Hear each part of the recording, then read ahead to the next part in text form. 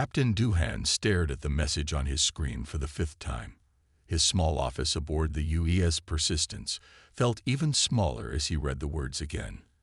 Another rejection from Fleet Command. They had turned down his request to join the main defense fleet. Again. He leaned back in his chair, which made its usual creaking sound. The chair was old, just like most things on the Persistence, but old didn't mean useless.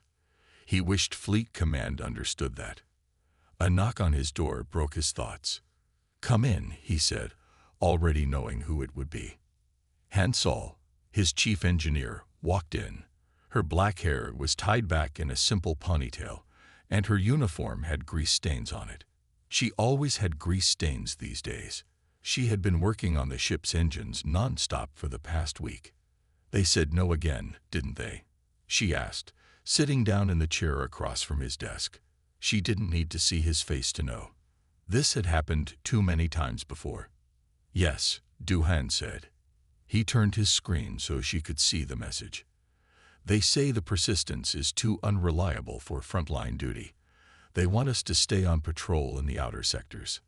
Hansol's face turned red. She had designed most of the ship's unusual systems herself. Unreliable. The Persistence has never failed a mission. Never. Just because she looks different doesn't mean she's unreliable. Doohan understood her anger. The Persistence was different from other ships in the United Earth Fleet. Most ships were sleek and smooth, following standard designs. The Persistence, however, had large round sections sticking out from its hull. These housed Hansol's special gravity generators. The other ships in the fleet called them turtle shells, which was why everyone called the Persistence the Space Turtle. "Tell me about the new modifications," Doohan said, changing the subject. He knew talking about her work always made Hansol feel better. Her eyes lit up immediately.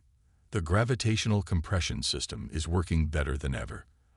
I've managed to increase power output by 30% without using any extra fuel." She pulled out her tablet and showed him some charts. "See these readings? The gravity field is more stable now. We can run the engines at full power for twice as long as before." Doohan looked at the charts. He didn't understand all the technical details, but he trusted Hansol. She was brilliant, even if most people didn't see it. She thought differently from other engineers. Where they saw problems, she saw possibilities. A new message alert blinked on his screen. "Hold on," he said, opening it. His eyes widened as he read. "What is it?" Hansol asked, noticing his expression. "Long-range sensors have picked up something strange at the edge of our solar system," he said. "Fleet Command is sending all ships on alert status." Hansol stood up quickly. "I should get back to engineering. Myre will need the engines ready if we have to move fast." Doohan nodded. Myre was their navigation specialist and one of the best pilots he'd ever seen. She could make the Persistence dance through space, even with its unusual shape. As Hansol reached the door, Doohan called out, "How long until those engine modifications are finished?" She turned back. 2 days, maybe 3. Unless you need them sooner. Just keep working at your normal pace. It's probably nothing serious." But something in his gut told him otherwise. After Hansol left, Doohan walked to the small window in his office. The Persistence was currently docked at Station 7, a small repair and refueling station in the outer sectors. From here, he could see other ships coming and going. All of them were bigger than the Persistence. All of them looked more impressive. None of them had the strange bulges and unusual design of his ship. He touched the cool glass of the window. "They'll see what you can do someday," he whispered to his ship. His tablet beeped with another message. This one was from Jai-Ho, his tactical officer. "Captain, you should come to the bridge. We're getting some strange readings from the long-range scanners." Doohan grabbed his uniform jacket and headed out. The corridors of the Persistence were narrow compared to other ships, another reason why many officers looked down on it. But Doohan and his crew of 15 had learned to appreciate the small space. It made them feel like a family. On the bridge, Jai-Ho sat at his station, frowning at his screens. Myray was at the navigation console, running system checks. They both looked up when Duhan entered. "Show me what you found," Duhan said, walking to Jaiho's station. Jaiho pointed to his screen. "These energy readings appeared about an hour ago. They're unlike anything in our database. Whatever's out there, it's big, and it's not natural." Duhan studied the readings. "Could it be a malfunction?" "3 other stations have confirmed the same readings," Jaiho said. "Something's coming, Captain. Something big." Myray spoke up from her station. "All systems are ready for immediate departure. Hansol's new engine modifications are holding steady at 70% completion." Duhan nodded. His crew was always prepared. Another thing Fleet Command didn't seem to notice. "Keep monitoring those readings. I want to know the moment anything changes." He had just sat down in his command chair when the ship's communication system buzzed. It was Hansol. "Captain, you need to see this. Can you come to engineering?" "On my way," he said, standing up again. "Jaiho, you have the bridge." Engineering was in the lowest part of the ship, near the unusual gravity generators that Hansol had designed. As Duhan walked in, he saw her standing by her main control panel, surrounded by holographic displays. "Look at this," she said, pointing to one of the displays. It showed the energy readings from the mysterious objects at the edge of the solar system. "These energy patterns, they're similar to what my gravity generators produce, but much more powerful." Duhan moved closer to the display. "What does that mean?" "It means whatever's out there is using gravity manipulation technology," Hansol said. "But they're using it differently than we do. Their field patterns are more aggressive." "Weapons?" Duhan asked. Hansol nodded slowly. "Maybe. But there's something else." She brought up another display. "Remember how everyone laughed at my theory about using gravity fields to enhance our weapons systems?" "Yes," Duhan said. He remembered very well. The engineering review board had practically laughed Hansol out of the room when she presented that idea. "Well, these readings suggest that's exactly what these objects might be capable of doing.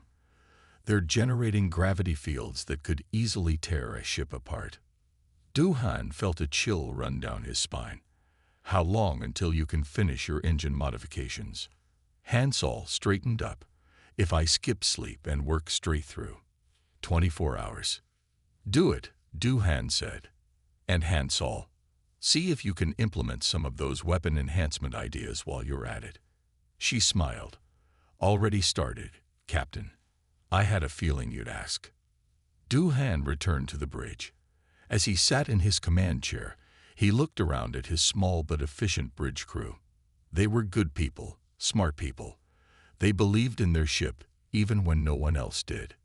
"Myray," he said, "plot a course that will keep us within range of those energy readings, but far enough away to stay undetected if something appears." "Already done, Captain," she said. "I've mapped out 3 possible routes, depending on where the signals move."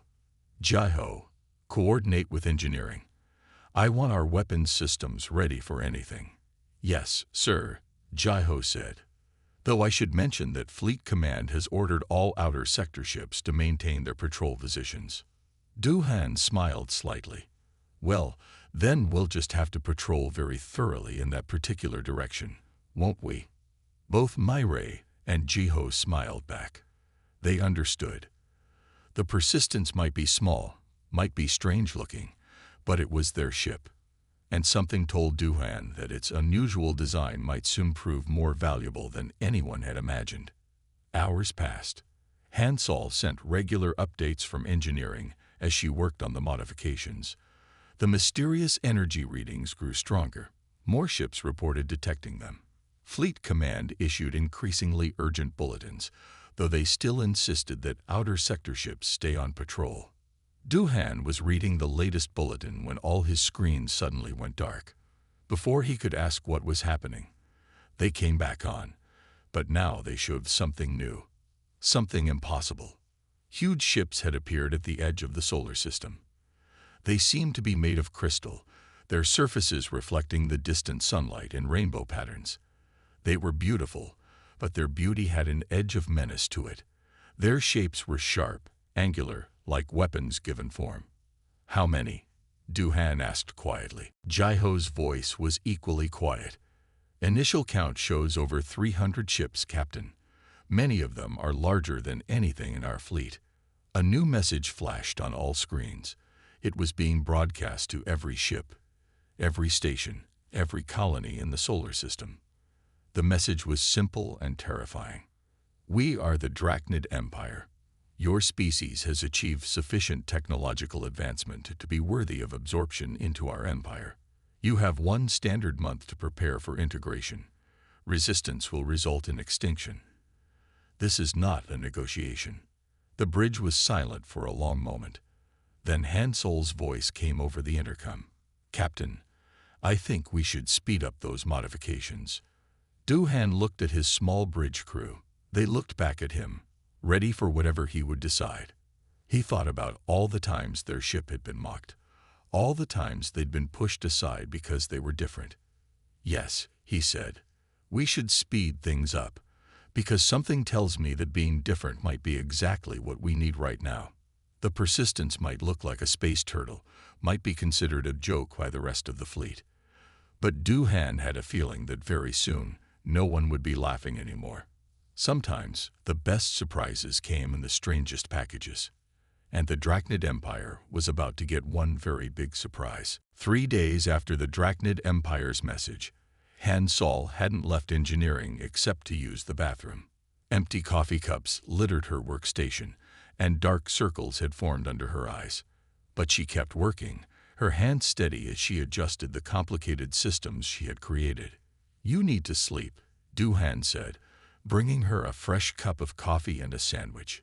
He had made it a habit to check on her every few hours. "Sleep can wait," Han Solo said, taking the coffee without looking away from her work. "I think I found something important about their ships." Duhan pulled up a chair. He had learned that when Han Solo said something was important, it usually was. "Tell me." She brought up a holographic display showing one of the crystal ships. "See these patterns in their hull? They're not just for show. I think they're part of their gravity manipulation system.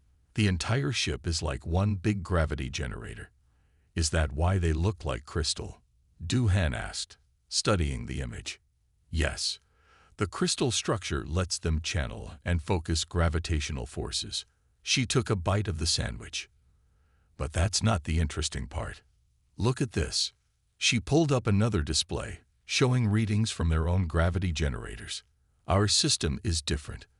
We use smaller, more focused gravity fields. Their ships are powerful, but they're not very flexible. It's like comparing a sledgehammer to a scalpel." Duhan thought about this. Could that be useful? Han Solo smiled. It was the first time he had seen her smile in days. "Maybe. I've been working on a way to use our gravity generators to enhance our missiles. If I'm right, we might be able to create localized gravity distortions that could affect their crystal structure." "In simple terms?" Duhan asked. "We might be able to crack them open like eggs," Han Solo said, her smile growing wider. Before Duhan could respond, Jai-Ho's voice came over the intercom. "Captain to the bridge. We're receiving new orders from Fleet Command." Duhan stood up. "Keep working on it," he told Han Solo. "And try to get some sleep, even for a little while." On the bridge, Jai-Ho and Myray were both at their stations. Their faces looked serious. "What are the orders?" Duhan asked, sitting in his command chair. Jai-Ho brought up the message on the main screen. "All outer sector ships are being ordered to fall back to defensive positions around the colonies. They're pulling everyone back except the main fleet." "They're still not letting us join the main fleet, are they?" Duhan asked, although he already knew the answer. "No, sir," Jai-Ho said. "We're assigned to protect Mining Colony 7. Mining Colony 7 was the smallest and least important of all the human colonies. It was where Fleet Command sent ships they didn't think were good enough for real combat." Myray spoke up from her station. "Captain, I've been watching the Drachnid ships. They haven't moved since they arrived, but their energy readings keep getting stronger. I think they're preparing for something. How long until we reach Mining Colony 7? Duhan asked. At normal speed. 12 hours, Mary said. But, she hesitated. But what? If we use the new engine modifications Hansel installed, we could make it in 8. The engines are running better than ever. Duhan thought for a moment. Use the enhanced speed. I want us in position as soon as possible. Yes, sir, Mary said, her fingers dancing over her controls. The Persistence's engines hummed louder as they increased power. Hours passed as they traveled to their assigned position. Duhan used the time to study everything they knew about the Drachnid ships. It wasn't much. The crystal ships remained in their positions, silent and threatening, like predators waiting to strike. Hansel called from engineering several times with updates on her work.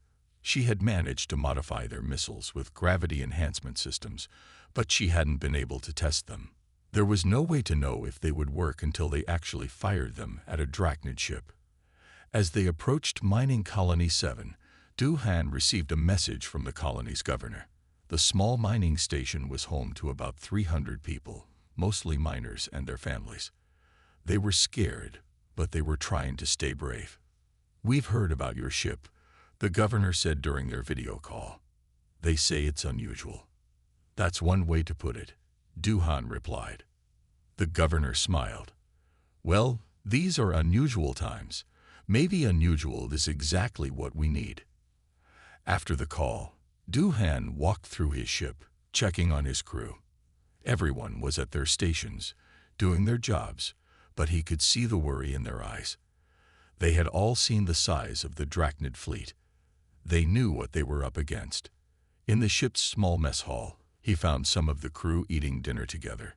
They were talking quietly, but they stopped when he entered. Don't let me interrupt, he said, getting himself a cup of coffee.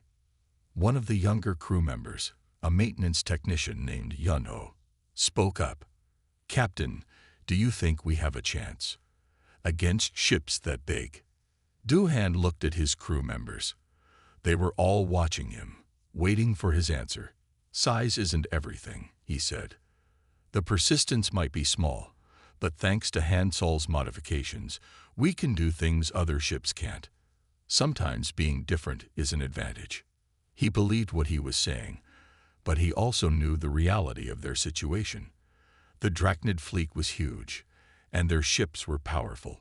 If it came to a fight, humanity would be badly outnumbered. Back on the bridge, Mireille reported that they were approaching Mining Colony 7.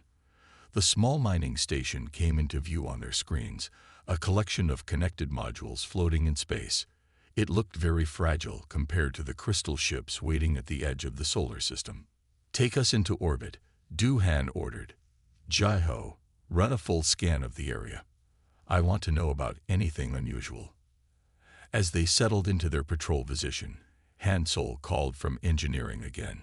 Captain, I've finished the weapon modifications. All missiles are now equipped with gravity enhancement fields. I've also made some improvements to our shields.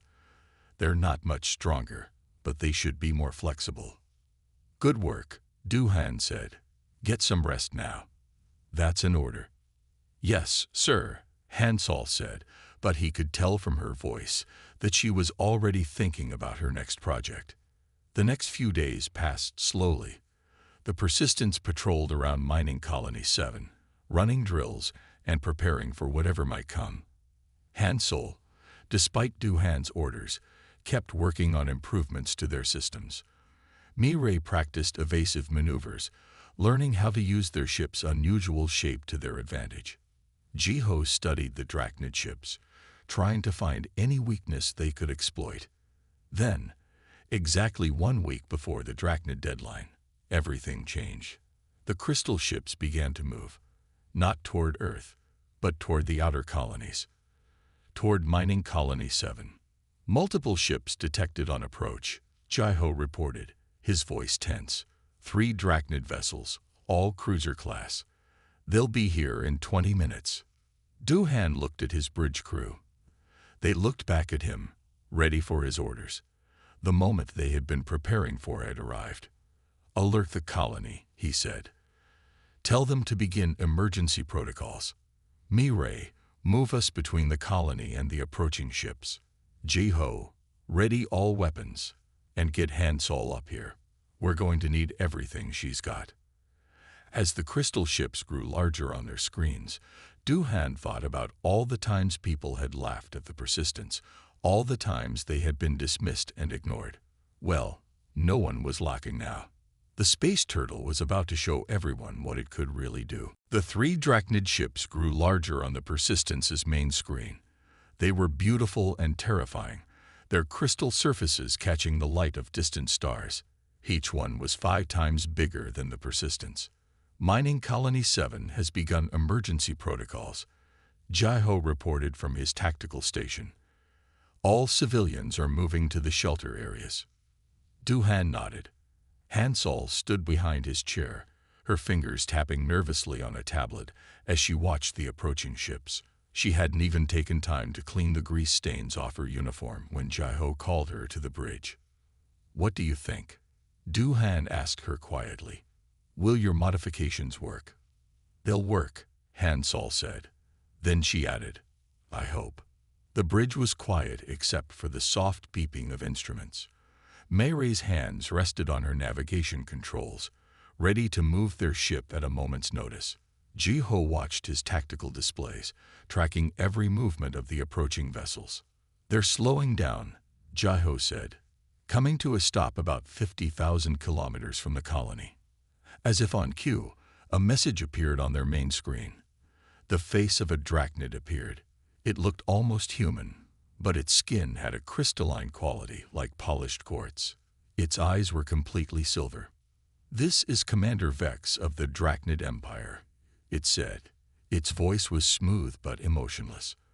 "You have been given time to prepare for integration. We are here to begin the process. Surrender your colony and its population for processing." Duhan stood up from his chair. "This is Captain Duhan of the UES Persistence.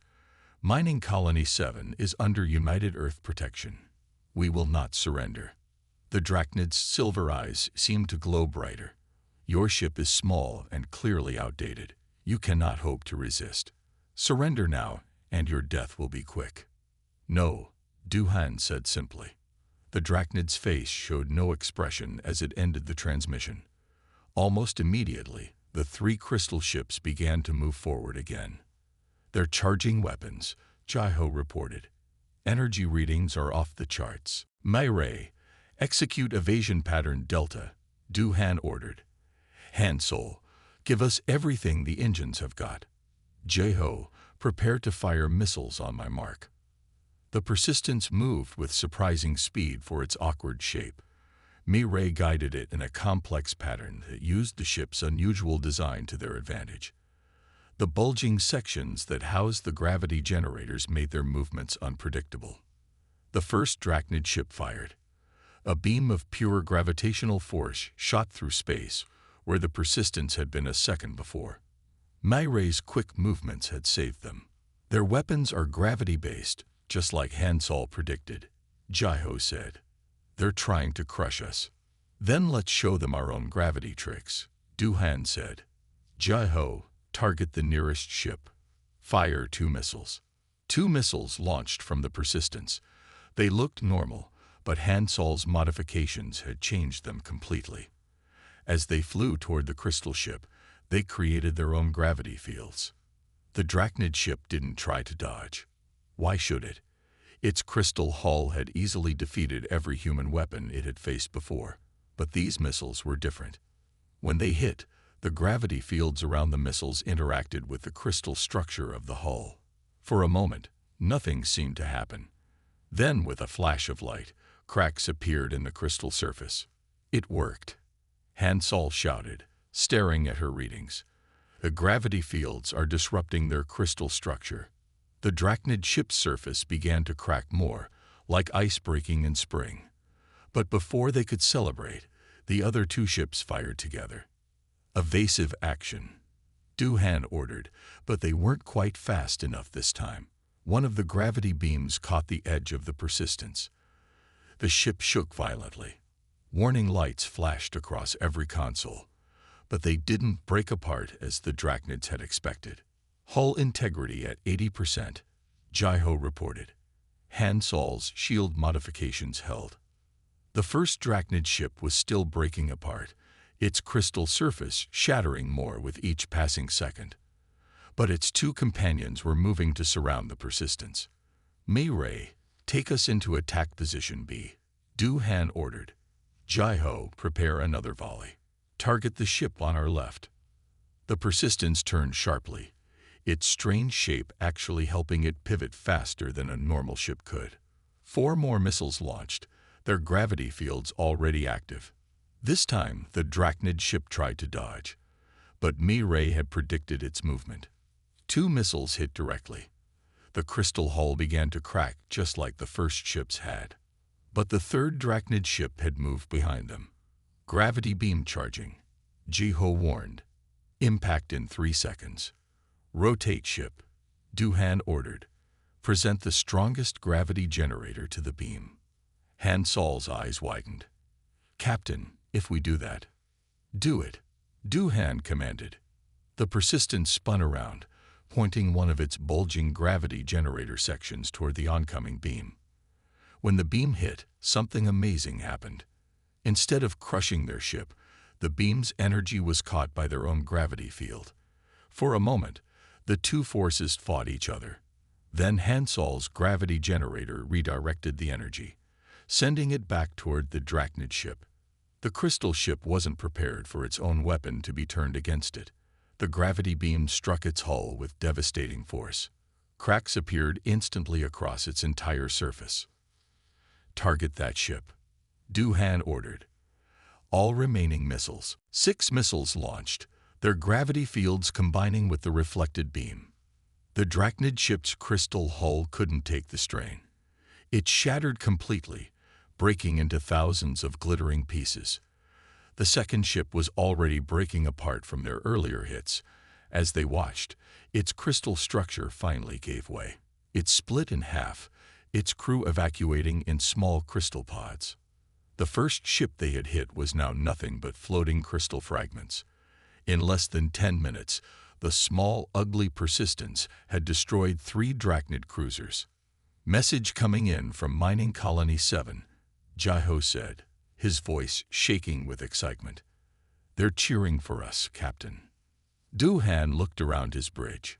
Mei-Ray was grinning as she kept the ship steady. Jai-Ho was already reloading their missile tubes, and Han Sol was staring at her readings with tears in her eyes. Your modifications worked perfectly, Du-Han told her. You did it. She wiped her eyes quickly. We all did it. The whole crew. The whole ship. Captain, Jai-Ho said suddenly. I'm picking up new signals. Many new signals. The main Drachnid fleet is moving. I think they noticed what happened to their ships. Du-Han sat back in his command chair. Send a message to Fleet Command. Tell them exactly what happened here. Tell them how we beat them. And tell them. He smiled. Tell them the space turtle is ready for more. More ships incoming, Jai-Ho reported. At least 20 of them. Good, Du-Han said. Mei-Ray, plot an attack course. Han Sol, get back to engineering. Give us everything you can. Jai-Ho, ready all weapons. As his crew rushed to obey, Du-Han looked at the approaching crystal ships on his screen. The Drachnids had thought the Persistence was weak because it was small and ugly. They had thought it would be an easy target. They were about to learn just how wrong they were. The space turtle was going to war, and it was going to teach the mighty Drachnid Empire a lesson about judging things by their appearance. 20 Drachnid ships filled the Persistence's view screen, their crystal surfaces glowing with angry red energy. They had formed a half-circle around the small human ship, probably thinking they had trapped it. Message from Fleet Command, Jai-Ho said from his tactical station. They're sending reinforcements, but the nearest ships are 4 hours away. Du-Han nodded calmly. We'll have to hold until then. Han Sol, how are our systems? Han Sol's voice came through the intercom from engineering. Engines at full power. Gravity generators are stable. I've adjusted the missile guidance systems to work better with the gravity fields. We're as ready as we'll ever be. Mayray, Duhan said to his navigator, remember those practice runs we did? The ones everyone said were crazy. Mayray smiled. Yes, Captain. The ones where we used the gravity generator bulges to spin the ship in ways it shouldn't be able to move. Good, because we're going to do all of them. Jeho, target the nearest 3 ships. Fire when ready. The Persistence moved forward, but not in a straight line. Mayray made it spin and twist, using the ship's unusual shape to create unpredictable movements. The gravity generators that made the ship look like a turtle now served another purpose. They let the ship roll and turn in ways that confused the Drachnid targeting systems. 6 missiles launched from the Persistence, their gravity fields already active. The Drachnid ships tried to dodge, but Mayray's strange movement patterns had confused them. They weren't sure which way the Persistence would move next. 4 missiles hit their targets. Crystal hulls began to crack, the gravity fields tearing apart their structure. But this time, the Drachnids had a new trick. The damaged ships released some kind of crystal dust that formed a protective cloud around them. Their armor is still breaking, Jeho reported, but much slower. They've adapted to our weapons. Hansol, Duhan called over the intercom. They're using crystal dust as a shield. Can we adjust our gravity fields to deal with that? Already working on it, Hansol replied. They could hear tools clanking in the background. Give me 2 minutes. Those 2 minutes were the longest of their lives. The Drachnid ships launched a coordinated attack, firing gravity beams from multiple directions. Mayray's incredible piloting kept them alive, but they couldn't dodge forever. Hansol, Duhan called as another beam barely missed them. Done, she shouted back. I've modified the gravity fields to spiral. They should cut through that dust like a drill. Jeho, reload all tubes with the new settings, Duhan ordered. Mayray, take us right into the middle of their formation. Into the middle. Mayray asked, surprised. That's where their firing pattern is strongest. Exactly, Duhan said.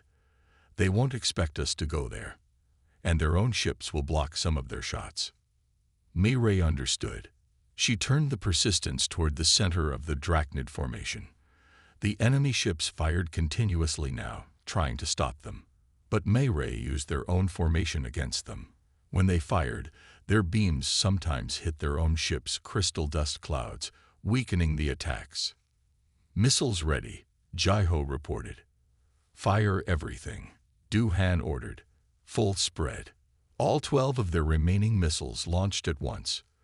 The new spiral gravity fields cut through the crystal dust like it wasn't there. Explosions lit up space as crystal hulls shattered one after another. But the Drachnids weren't finished. The remaining ships moved closer, trying to trap the Persistence in a web of gravity beams. Direct hit, Jeho shouted as their ship shook violently. Hull damage on decks 3 and 4. Seal those sections, Duhan ordered. Hansol, we need more power to the gravity generators. The system wasn't designed for this much power, Hansol warned. If I push it harder, we might burn out the whole thing. If we don't, we're dead anyway, Duhan said. Do it. The Persistence's gravity generators began to glow bright blue, visible through the hull breaches. The ship's strange shape now worked in their favor. The damaged sections were mostly in the normal hull areas, not in the reinforced generator bulges. New contact. Jeho suddenly called out. Another ship coming in fast. Duhan expected to see another Drachnid cruiser. Instead, a familiar shape appeared on their screen. It was the HFY Starlight, one of the ships that used to mock the Persistence's appearance. This is Captain Son of the Starlight. A voice came through their comm system. We copied your weapon modifications. Hope you don't mind us joining the party. More ships appeared behind the Starlight. The reinforcements had arrived early, and they had all updated their weapons based on the Persistence's success. All ships, form up on the Persistence, Captain Sun ordered. Let's show these crystal cowboys what humanity can do. The next few minutes were chaos, but organized chaos. The human ships, led by the Persistence, attacked in coordinated groups. Their gravity-enhanced weapons tore through the Drachnid defenses. Even their crystal dust couldn't save them now. 5 Drachnid ships remaining, Jaiho reported. They're falling back. Don't let them escape, Duhan ordered. If any get away, they'll warn their fleet about our weapons. The human ships pressed their attack. The Persistence, despite its damage, led the charge. Its strange shape, once a source of mockery, now made it the most maneuverable ship in the battle. When the last Drachnid ship shattered, a cheer went up across all frequencies. The battle was over. Mining Colony 7 was safe. Message from Fleet Command, Jaiho said, his voice full of pride. They're ordering all ships to immediately begin upgrading their weapons with our gravity enhancement system. They want Hansol to oversee the modifications personally. Hansol's voice came weak but happy over the intercom. Tell them I'll help, but I'm taking a nap first. A long nap. Duhan looked around his bridge. There was damage everywhere. Warning lights still flashed on many consoles.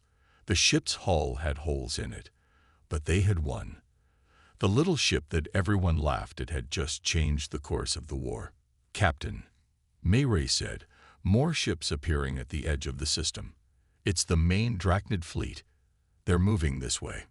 Duhan smiled. Good, because now we know how to beat them. And we have something they don't. What's that? Jaiho asked. We have Hansol. We have this crew. And we have a ship that proves you should never judge anything by its appearance. He sat straighter in his command chair. Mirai, plot an intercept course. Jaiho, send word to all ships. Form up on the Persistence. Hansol, get those gravity generators ready for round 2. As the Persistence moved to meet the incoming fleet, Duhan thought about all the times people had called his ship ugly, had called it a space turtle. Well, this turtle had just shown everyone what it could do. And it wasn't finished yet. The main Drachnid fleet was about to learn what the advanced ships had discovered. Sometimes the most serious threat comes in the most unserious package, and humanity's oddest-looking ship was about to become their worst nightmare. All ships ready, Jaiho reported. Then let's go show them what the space turtle can really do, Duhan said. The Persistence led the human fleet forward, its strange shape now a badge of honor.